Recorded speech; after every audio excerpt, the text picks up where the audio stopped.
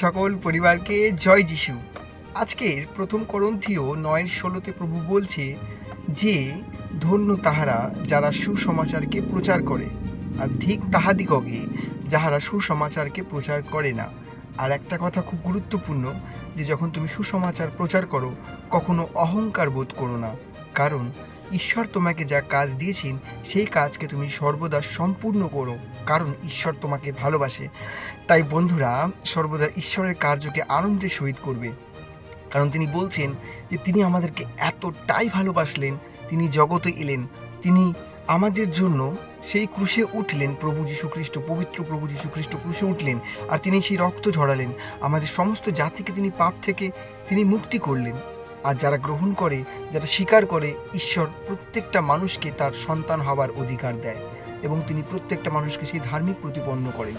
এবং তিনি বললেন যে ক্রুশের ওপরে যে ইহাদিগকে ক্ষমা করো, জানে না ইহারা কি করছে।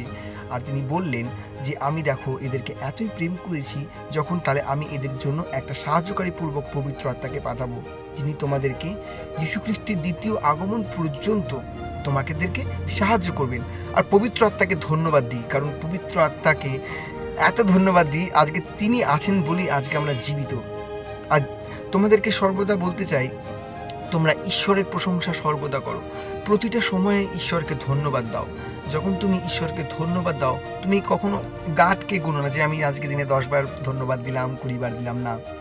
ঈশ্বরকে ধন্যবাদ যখন তুমি দেবে, কাউন্টিং করে নয়, ঈশ্বরকে ধন্যবাদ দাও আনলিমিটেড। ইয়ানি কি, যখন তুমি কোনো বন্ধুদের ভালোবাসো, বা যখন নিজেদের বাবা মাকে তোমরা ভালোবাসো, কত স্নেহ করো, তুমি দেখো না যে আমি কতটা পরিমাণ ভালোবাসলাম। তুমি অন্তর থেকে যেমন তুমি তোমার বন্ধুদের বাবা মাকে ভালোবাসো, ঠিক সেরকম তুমি তোমার সেই সর্বশক্তিমান সদাপ্রভু পবিত্র প্রভুকে, ঈশ্বরকে তুমি অন্তর থেকে ভালোবাসো, ধন্যবাদ দাও অন্তর থেকে, গুনে গুনে নয় বন্ধুরা।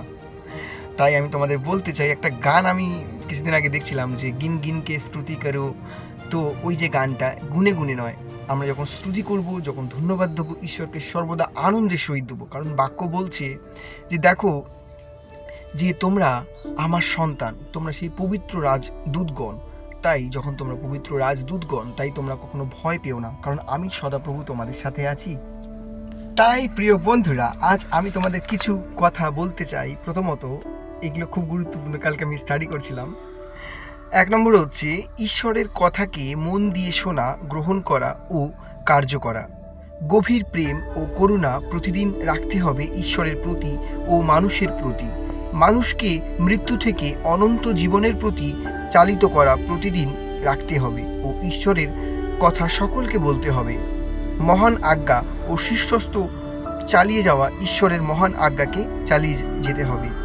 অনন্ত জীবনের মৃত্যুর দিকে নয়, অনন্ত জীবনের কথা সকলকে বলতে হবে। অর্থাৎ অনন্ত জীবন মানুষকে মৃত্যুর দিকে নিয়ে যায় না, অনন্ত জীবন মানুষকে সেই স্বর্গীয় স্থানের দিকে নিয়ে যায়, যে স্থান তুমি ঈশ্বর থেকে পেয়েছো। ঈশ্বর তোমাকে স্বর্গীয় স্থানে পরিকল্পনা করেছেন। তাই বন্ধুরা, কিছু কিছু কথা আমি তোমাদের সাথে যখন আমি শেয়ার করি, আমি খুব আনন্দিত হই, কারণ তোমরা সেটাকে মন দিয়ে শোনো। যেটা হচ্ছে যে আমরা যখন সুসমাচারকে প্রচার করি, বার্তা প্রচারের জন্য মৃত্যুকে ভয় করো না, সর্বদা ঈশ্বরের বাক্যতে প্রস্তুত থাকো। যিশুর সাক্ষী হওয়া সাহসিকতার প্রতীক ও পদক্ষেপ, এটি মহামূল্য পদক্ষেপ। তোমার জীবনে পবিত্র আত্মার দ্বারা পরিচালিত হও, পবিত্র আত্মায় পরিপূর্ণ হও, এবং এটি একটি গুরুত্বপূর্ণ বিষয় যে পবিত্র আত্মায় পরিপূর্ণ হওয়া। হ্যাঁ, কালকে যখন আমি একটা জিনিস পড়ছিলাম, যখন পিতর যখন তারা পবিত্র আত্মায় পরিপূর্ণ ছিল, তখন কি হলো যে অত লোকের মধ্যে, মানে প্রায় যখন তুমি প্রেরিত অধ্যায় 1-2 পড়বে, ফার্স্ট চ্যাপ্টার এবং সেকেন্ড চ্যাপ্টার পড়বে, সেখানে প্রায় 3,500 লোক ব্যাপটিজম নিল। তাই পবিত্র আত্মা যখন তোমার প্রতি আসবে, প্রেরিত অধ্যায়ের 1-8 খুব গুরুত্বপূর্ণ, যখন পবিত্র আত্মা তোমাদের উপর আসবে তখন তোমরা শক্তিপ্রাপ্ত হইবে, এবং পবিত্র আত্মাই তোমাদেরকে সেই জলদীক্ষার পথে নিয়ে যাবে। কারণ ঈশ্বর কি বলে একটা বাক্যতে, মনে হয় দুটো জিনিস থেকে তোমাকে জন্ম নিতে হবে, একটা হচ্ছে জল ও আত্মা। কারণ আত্মা ও জল থেকে তোমাকে জন্ম নিতে হবে। এটা একটা খুব গুরুত্বপূর্ণ। আমার ভার্সটা এই মুহূর্তে মনে পড়ছে না, বাট আমি এটা পড়েছি, অন্তরে এলো তাই বললাম, যে জল ও আত্মা থেকে তোমার জন্ম হওয়া আবশ্যক। অনেকে এখনকার দিনে বর্তমানে বলে যে ব্যাপটিজম কেন নেবো, জলদীক্ষা না নিলেই তো হলো, ঈশ্বরকে গ্রহণ করেছি। না বন্ধুরা, ঈশ্বরের আজ্ঞাকে তুমি পালন করো। কারণ যদি তুমি তোমার বাবা মাকে ভালোবাসো, তুমি তোমার সমস্ত বাবা মায়ের আজ্ঞা তুমি পালন করো, বাবা মা যখন তোমাকে বলে টাইমে খেতে হবে, টাইমে স্কুলে যেতে হবে, টাইমে সব কিছু করতে হবে, ঠিক সেরকমই ঈশ্বরের আজ্ঞাকেও তোমাকে সমস্ত কিছু পালন করতে হবে। কারণ ঈশ্বরের আজ্ঞাকে পালন করা এবং জীবনে এত আনন্দ আর কোথাও নেই। আমি তো বলবো ঈশ্বরের আজ্ঞাকে পালন করো, আর দেখো তোমার জীবন পরিবর্তিত হবে। কারণ জীবন পরিবর্তন একমাত্র ঈশ্বরই করতে পারে বন্ধুরা।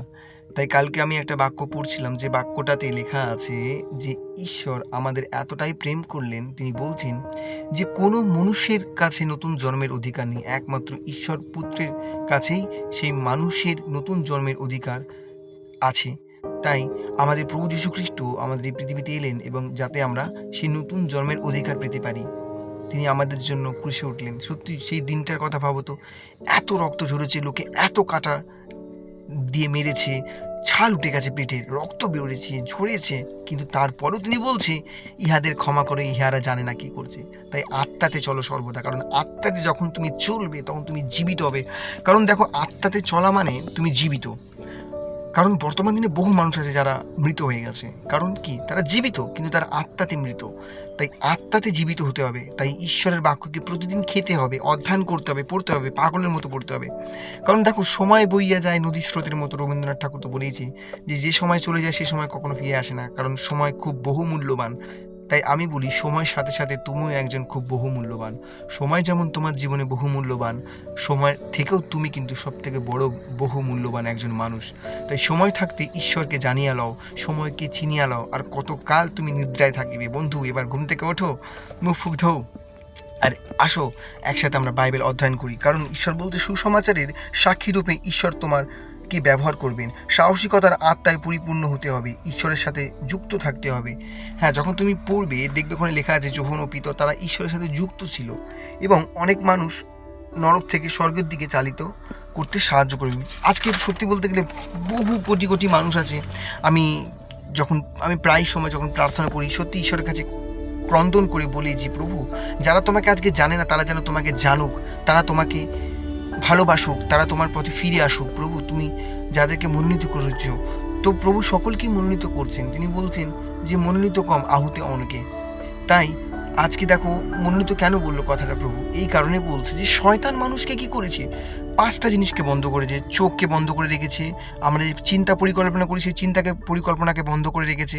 আমাদের জিভে সর্বদা খারাপ কথা, যেগুলো যারা এখনো জানে না তাদের কন্টিনিউ খারাপ কথা তারা বলে। তাই আমাদের শয়তান আমাদের জিভকে বেঁধে রেখেছে। চোখ, কান, এই যে কান দিয়ে যে আমরা শুনি, তো এই কানে যে ঈশ্বরের শব্দকে শোনাও একটা ধন্য সেই ব্যক্তি যারা ঈশ্বরের আওয়াজকে শুনতে পায়, ধন্য সেই ব্যক্তি যারা ঈশ্বরের সাথে একে অপরকে আলাপ করিয়ে দেয়, ধন্য সেই ব্যক্তি যারা ঈশ্বরের সুসমাচারকে সমগ্র জাতির কাছে পৌঁছে দেয়, ধন্য সেই ব্যক্তি যারা প্রতিদিন ঈশ্বরের বাক্যকে অধ্যয়ন করে, ধন্য সেই ব্যক্তি যারা অন্তর থেকে ঈশ্বরকে সর্বদা প্রার্থনা করে, আরাধনা করে, স্তুতি করে, কিছু পাওয়ার জন্য নয়, কিছু আসার জন্য নয়।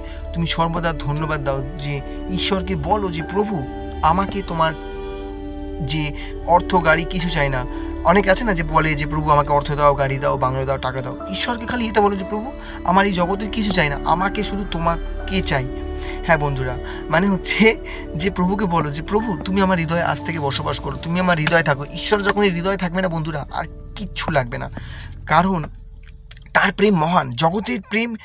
তুমি দেখেছো, তুমি জানো যে তারা তোমাকে ঠকাতে পারে, তারা তোমাকে প্রতারণা করতে পারে, তারা তোমাকে আজকে ভালো বলবে, কাল তোমাকে বলবে প্রতারণা, তোমাকে তারা অনেক কিছু বলতে পারে, কিন্তু ঈশ্বর তোমাকে কখনো খারাপ কথা বলেন না। ঈশ্বর তোমাকে বলেন যে তুমি আমার প্রিয় পুত্র, পবিত্র রাজদূতগণ, স্বর্গীয়।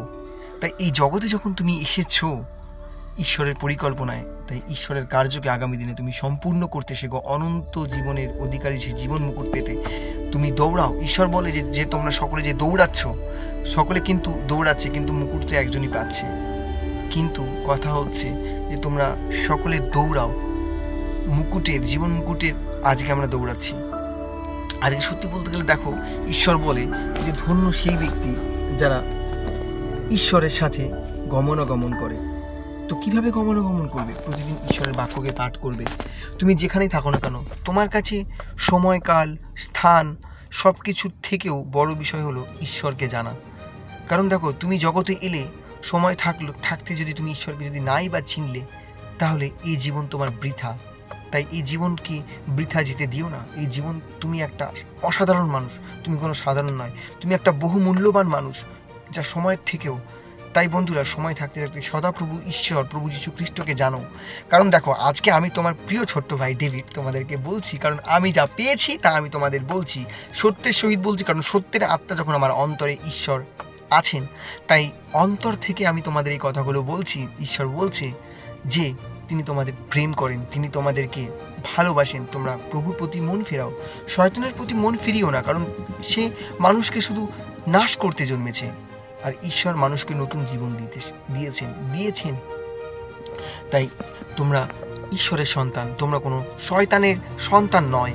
তাই তোমাদের জীবন সমস্ত কিছু, মানে সর্বস্ত হৃদয়, প্রাণ, আত্মা, সর্বাঙ্গ দিয়ে ঈশ্বরের স্তুতি করো, স্তব করো। এই জীবনকে সমস্ত কিছু ঈশ্বরের কাছে অর্পণ করো, ঈশ্বরের কাছে আসো নম্রতার সহিত। এবং জীবনের সব কিছুর থেকেও তুমি জীবনে এটা মনে রেখো সর্বদা, যে তুমি আগে নাও, ঈশ্বর তোমার জীবনে সব থেকে আগে, তারপর তুমি পরে। এটা ভাবাটা খুবই একটা গুরুত্বপূর্ণ বিষয়, যে নিজেকে সর্বদা ভাবতে হবে যে I am nothing but my heavenly father is everything. Praise the Lord. বন্ধুরা, অনেকটা কথা তোমাদের সাথে বললাম, তাই মনে রেখো যে বাক্যগুলো যখন 4:14, যে আমি তোমায় যে জল দেবো সেই জল তুমি গ্রহণ করলে অনন্ত তোমার জীবনের নদী ঝর্ণার মতো জল বইবে। মতি 6:33 মনে রেখো যে প্রভু বলছেন যে প্রথমে আমার রাজ্য ও ধার্মিকতার খোঁজ করবে, সে হচ্ছে যে সমস্ত কিছু তার পেছনে পেছনে আসবে। দিশা 41:10 বলছে ভয় করো না, আমি তোমার প্রভুর সাথে আছি। তারপরে তিনি বলছেন, অনেক বাক্য আছে। তো আগামী দিনে তোমাদের নেক্সট টপিকে আমি তোমাদের নিয়ে আলোচনা করতে চাই, যে যখন আমরা সুসমাচার প্রচার করতে যাই তখন আমাদের কি বাক্য খুব প্রয়োজন। হ্যাঁ বন্ধুরা, তাই তোমরা আমার সাথে থাকো। জয় যিশু। তোমাদের সকলের জন্য প্রার্থনা করি। আমি